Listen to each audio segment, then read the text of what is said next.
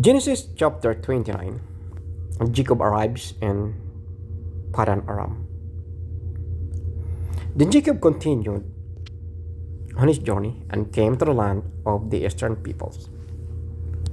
There he saw a well in an open country. When three flocks of sheep lying near, it's because the flocks were watered from that well. The stone over the mouth of the well was large.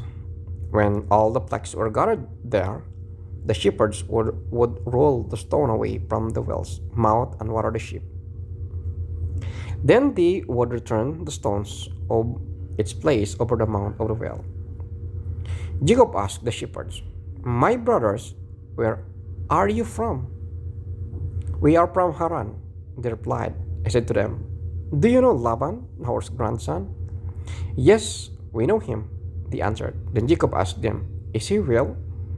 "Yes, he is," they said. "And here comes his daughter Rachel with a sheep." "Look," he said, "the sun is still high. It's not time to the flocks to be gathered. Water the sheep and take them back to pasture." "We can't," they replied, "until all the flocks are gathered and the stone has been rolled away from the mouth of the well. Then we will water the sheep." While he was still talking with him, Rachel came with her father's sheep. For his sheep, for she was a shepherd. When Jacob saw Rachel, daughter of his uncle Laban, and Laban's sheep, he went over and rolled the stone away from the mouth of the well and watered his uncle's sheep. Then Jacob kissed Rachel and began to weep aloud. He had told Rachel that he was a relative of her father Laban and a son of Rebekah. So she ran and told her father. As soon as Laban heard the news about Jacob, his sister's son, he hurried to meet him. He embraced him and kissed him and brought him to his home. And there Jacob told him all these things. Then Laban said to him, "You are my own flesh and blood." Jacob marries Leah and Rachel. After Jacob had stayed with him for a whole month, Laban said to him, "Just because you are a relative of mine, should you work for me for nothing? Tell me what your wages should be." Now Laban had two daughters. The name of the older was Leah, and the name of the younger was Rachel. Leah had weak eyes, but Rachel had a lovely figure and was beautiful. Jacob was in love with Rachel and said, "I'll work for the 7 years in return for your younger daughter Rachel." Laban said, It is better that I give her to you than to some other man. Stay here with me." So Jacob served 7 years to get Rachel, but they seemed like only a few days to him because of his love for her. Then Jacob said to Laban, "Give me my wife. My time is completed, and I want to make love to her."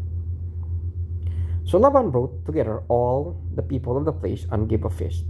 But when evening came, he took his daughter Leah and brought her to Jacob, and Jacob made love to her. And Laban gave his servant Zilpah to his daughter as her attendant. When morning came, there was Leah. So Jacob said to Laban, "What is this you have done to me? I served you for Rachel, didn't I? Why have you deceived me?" Laban replied, "It is not our custom here to give the younger daughter in marriage before the older one.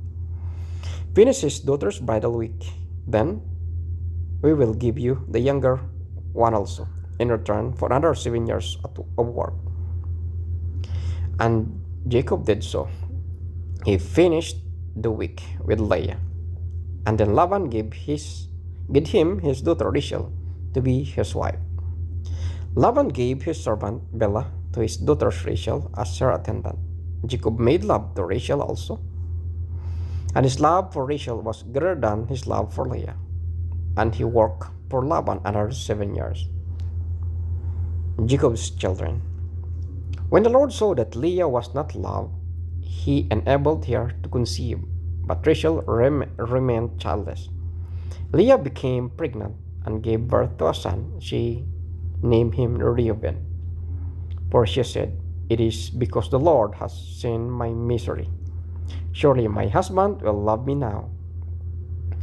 She conceived again, and when she gave birth to a son, she said, "Because the Lord heard that I am not loved, he gave me this one too." So she named him Simeon. Again she conceived, and when she gave birth to the son, she said, "Now at last my husband will become attached to me, because I have borne him 3 sons." So he was named Levi.